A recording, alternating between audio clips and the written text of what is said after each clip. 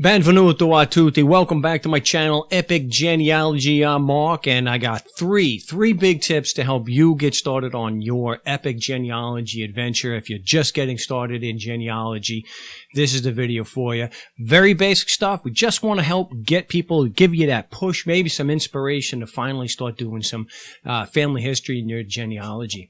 And if you are just starting, let me know in the comments. Just put in the comments that you're just starting, or what's been keeping you from doing it, or if you have started, if you're having trouble navigating the different websites that I'll go through in this video. Let me know in the comments there, and definitely like and remember to subscribe to the channel. So again, 3 big tips to help you get started in your epic genealogy adventure. Let's get started right now.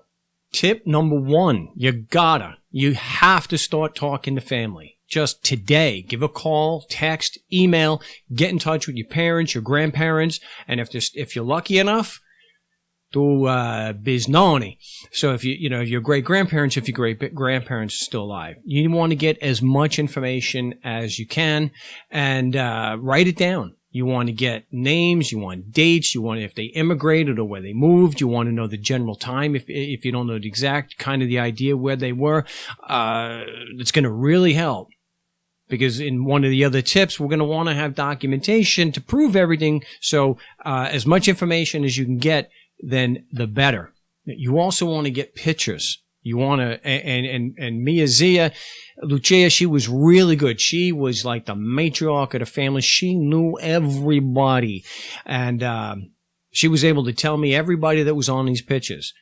So get as many pictures as you can, and date them if possible, and let us, and know for sure just who's in the picture. I was able to get this. This is one of my favorite pictures.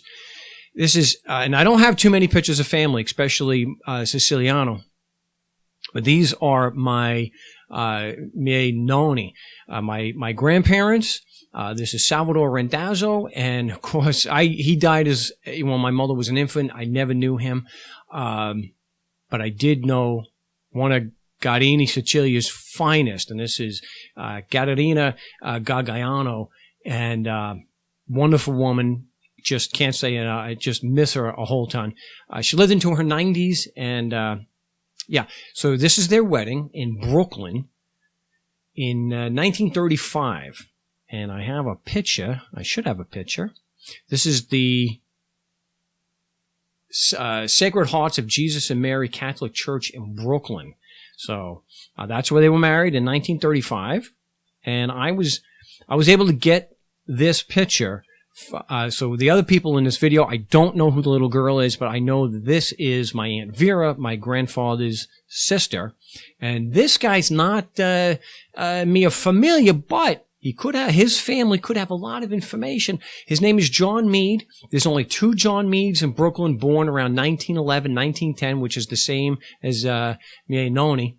So I will track down, and maybe I'll get more pictures. Maybe he's got pictures. His family has pictures of the wedding, so it's worth checking out. But these pictures add a lot more dimension to our family history, and to get to know them and feel like we know them a little better. And this is my grandfather's parents. Okay, I was able to get this from Aunt Vera's daughter. I'm not sure, but I think this might be my grandparents' wedding. But this is Pietro Randazzo and Ninfo Pecoraro.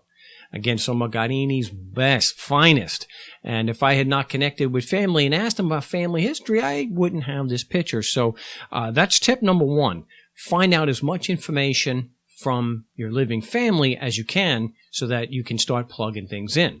And that brings us to tip number 2. And tip number 2 is sign up for a free account on Familysearchorg. It's free, and it'll help you get you started, and you'll be able to do a lot of searches. So we'll just sign in here. All right, so we're signed in here, and it's fairly easy to navigate. This is just to get you started. I'm not going to go and do a deep dive on this, but what I would suggest doing is starting with yourself or your parents, start plugging in. So what you can do is you can see this in a tree. And Of course, there's my Biznoni, Peter Randazzo, Nifo Pecoraro, and I got pretty far back on the Siciliano side.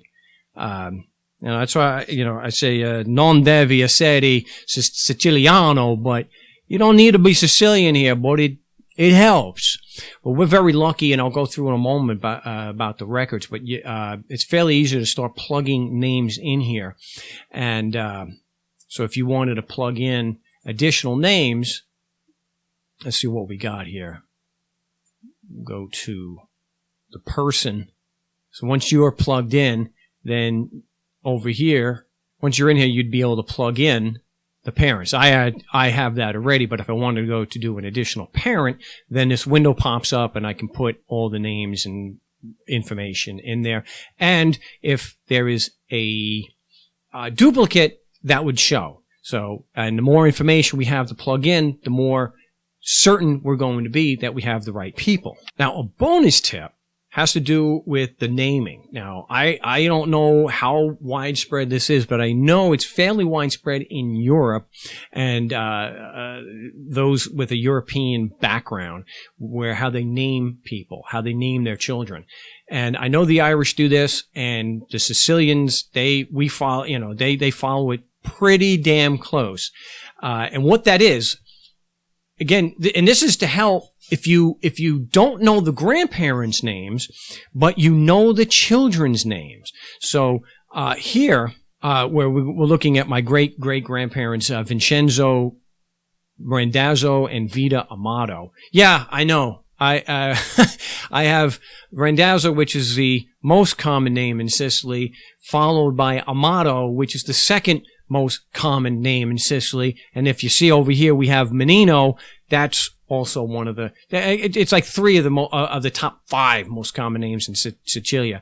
But so the naming pattern is pretty consistent, and this will help you out. So if you don't know the grandparents here, but you know the children, so here we've got quite a few kids. If you know the children's birth order, now what they did was the firstborn girl was named after the paternal mother.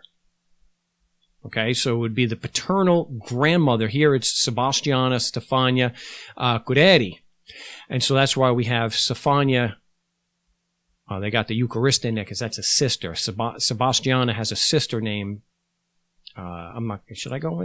Yeah, Sebastiana. No, I guess I don't have it listed on it. Anyway, so that's right. And if the firstborn died young, then they used the grandmother's name. Again, that's why we have Sebastiana here. So the firstborn male for Vincenzo and Vita was Stefano, and Stefano Randazzo is, of course, the grandfather's name. Now, Peter Randazzo, or Pietro Randazzo, is my bisnono. Since he's the second born, he is named for his maternal grandfather, which is Pietro Amato. If we go down, we can see that there's an Angela Randazzo. Since she's the second born girl, she's named after Angela Galati, who, of course, is the maternal grandmother. So the first 2 born are named after the paternal grandparents. The second born children are named after the maternal grandparents. So that's why you'll see, like I showed here, there's sometimes you could see 5 Giuseppes, because if Giuseppe was the grandfather and they had a high child mortality, if they died, they kept on using the same name. But it is helpful if we didn't know who the grandparents are. So you can have a pretty good guess, and then you can go through the records, which I'll do in another video. Another good thing for Ancestry is you get to do searches, and you can find documents to back up what you're researching. So, for example, we'll go to my great-grandfather. We'll see, just to make sure we can see this, you've got search records, and so you can hit Family Search. So here we can see where we're searching, and it'll give us certain documents. And so this is Peter Randazzo, the principal. It's a municipal death in New York. They were, of course, in Brooklyn. We can see relationships and have an idea. His mother is Vita Amata. The wife is Nifa Pecoraro. So we could be reasonably certain that this document is referring to Pietro. And we've got Find a Grave. I'll go through that in another video. But this is some of the searches. One of the other searches that you can do, which is really cool about Family Search, again, this is free.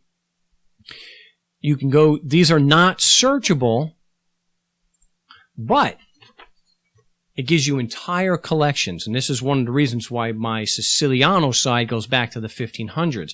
So they are from Garini, which is in Palermo province in Sicily. What we can do is, I showed part of this in the last video. Here we can go to church records. Look at that, 1527 to 1919. These are absolutely wonderful. Baptism to 1527. These are in fantastic shape. We can go through any number of them. So that's another thing that Family Search gives you for free. We have this entire collection. Look at it. Good. Look at that. That is just, that is nice. So here we have a middle name. That's another thing that really helps when you have a middle name when you're doing the research. That's why I mentioned before, get the middle names, because it'll help narrow it down. Here we've got, Giuseppe Nicola, and these, yes, they are in Latin, but once you know, and I'll go through this in another video, once you know the pattern that they use, it's pretty easy to figure out. And that brings us to number 3. Tip number 3. Documentation. You've got to get the documentation. So not only can you get things on Family Search that aren't necessarily true, because you can get hints, but you also get hints on Ancestry. And so, there are hints, so you can go to Ancestry hints, and this is a great-great-great-grandfather, Michael Cullen, from Ireland. Not everything will pan out. This actually, I have this is real, this is true, but not all of them, really will. Like this one, Michael A. Cullen, this is not the same guy. So you've got to get and look at the documentation. I do have some documents, with the Irish side, where if we go, so I have an 1828 marriage record. Let's see if we can get that. So I can see, and of course, you don't want to put in the wedding record, the marriage date, unless you have the documentation. You can estimate it and say about, but here we've got an exact date. So maybe we'll blow this up a little bit more. Michael Cullinan and Honora White, and this is Kilkee, so it tells us where in Ireland that he's from.